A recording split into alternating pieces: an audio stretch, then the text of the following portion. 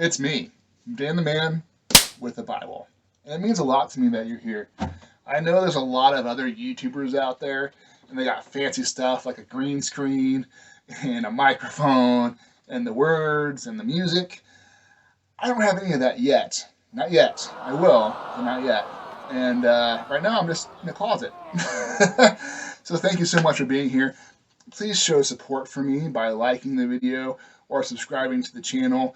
Drop some comments. You know, if you have questions, I will definitely answer those. In fact, I might even make a video about a question too. So thank you so much again.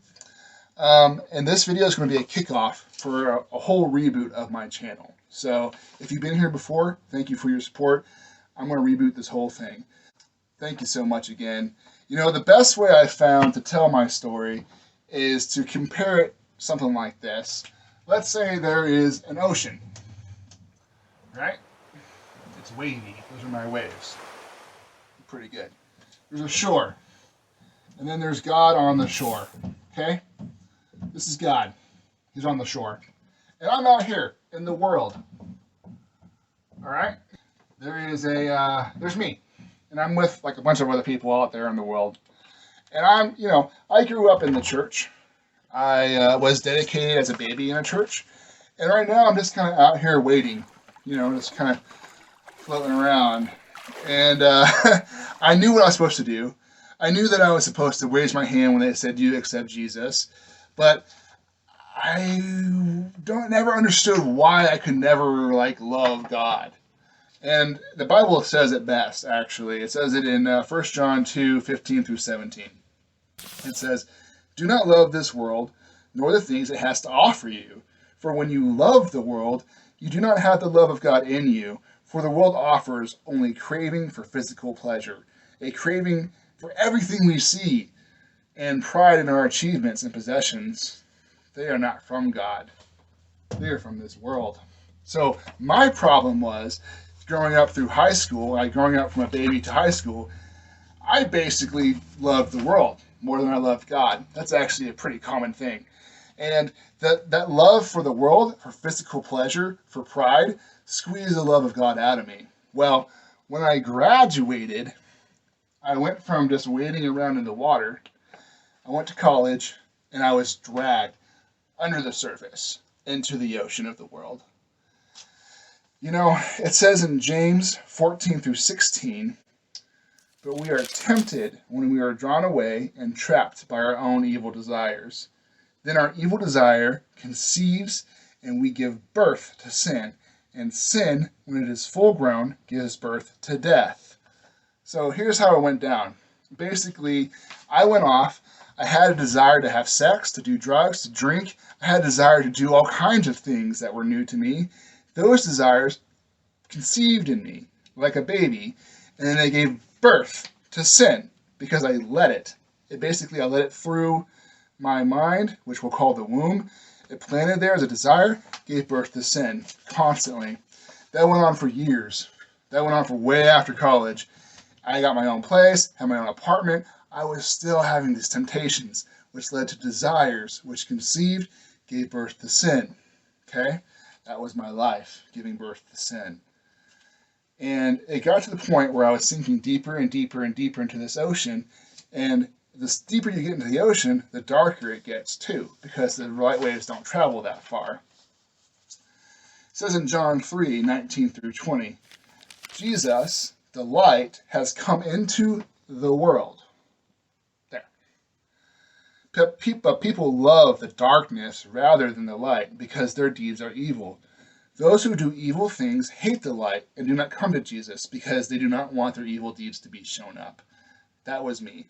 I was getting deeper and deeper into the world, deeper and deeper into that ocean, and the light began to fade. And I liked that because I hated the light because it revealed the evil within me.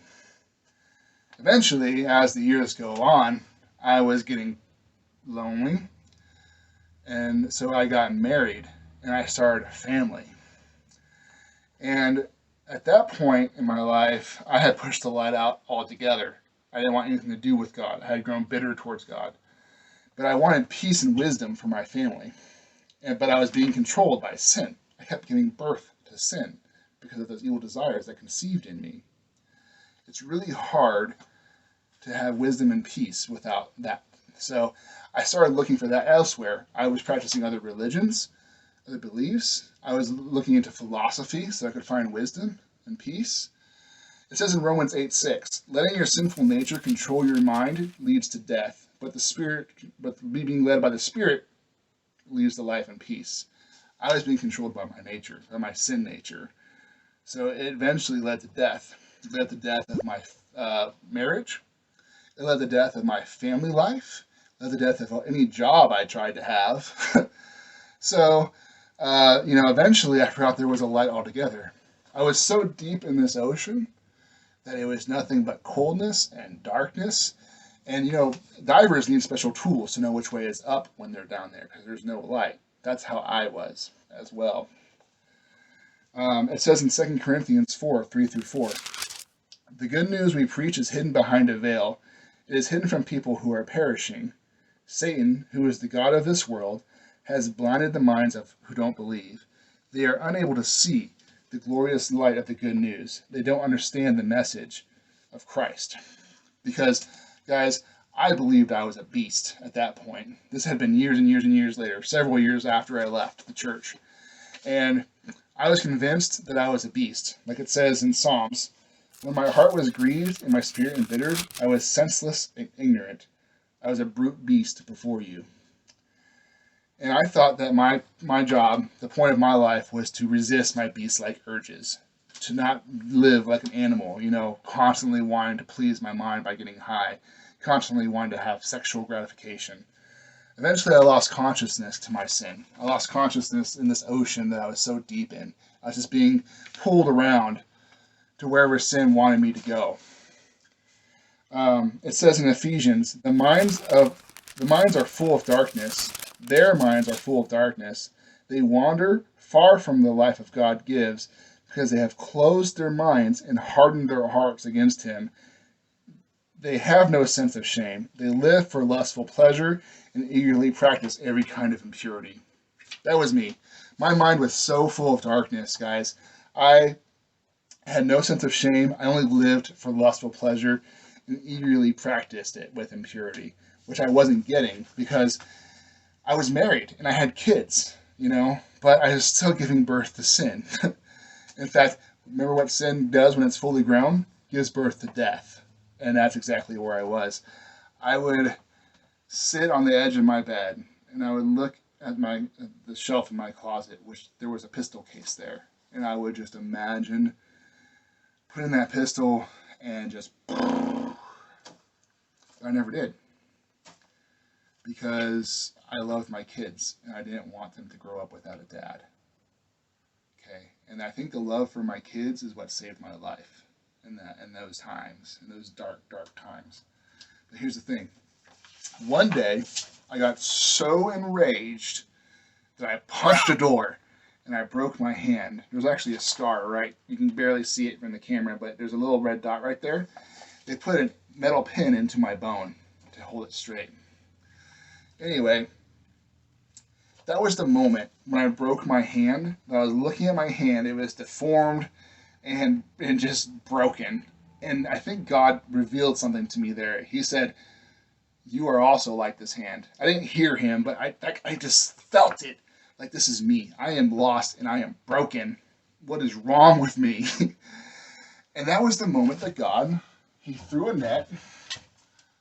We'll just say this is a net. I know it's a crappy net, but bear with me. He threw a net and He caught me. He was fishing for me and He caught me and He started pulling me in. I didn't understand it then. I do now, but He pulled me in. It says in John 6:44, for no one can come to me unless God who sent me draws them to me. And at the last day, I will raise them up. God was raising me up. Not like the context of that verse, but He was raising me up. He was pulling me out of the ocean. I started having strange thoughts in my head. Like, hey, maybe I should pray. Maybe I should actually learn about God. Maybe I should go back to the church. Those thoughts. And I kept pushing them out like, no, that's crazy. It's been 12 years. I am not going back to church.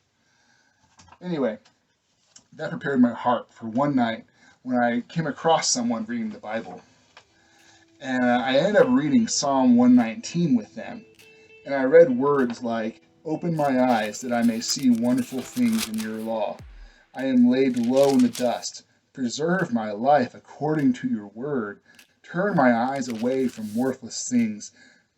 Thy word is a lamp unto my feet and a light unto my path." And when I read those words, they penetrated into the core of my being, or what we call the heart. And it stirred within me, and I felt this overwhelming peace.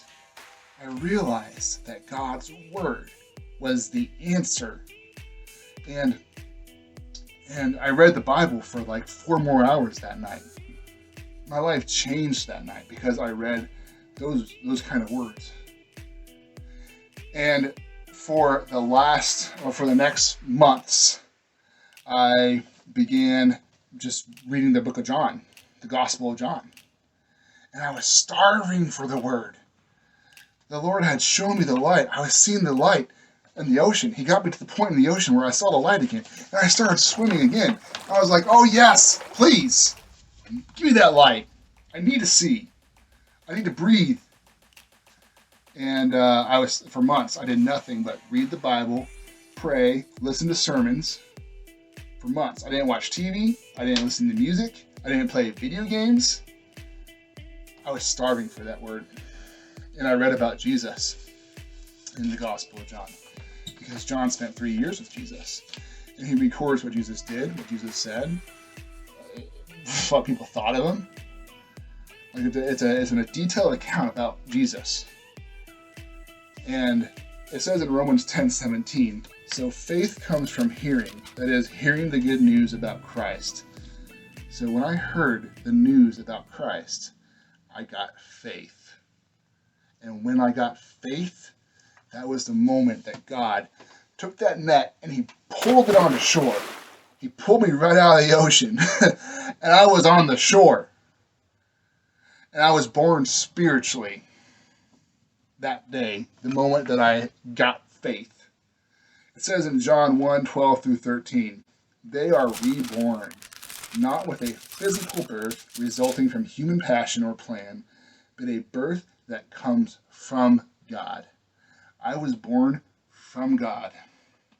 My heart was covered in sin, like a drowning victim, covered in gross ocean stuff, like urchins and seaweed and grime. Oh, gross! And then guess who I met as I got onto the shore? I met Jesus. And he said to me, myself, covered in sin, just gross, he said, "I love you. Follow me, and I will make you a fisher of men." And I started following him. That was a few years ago. And he led me here to tell you the good news. And when you hear it, faith will come, just like mine did.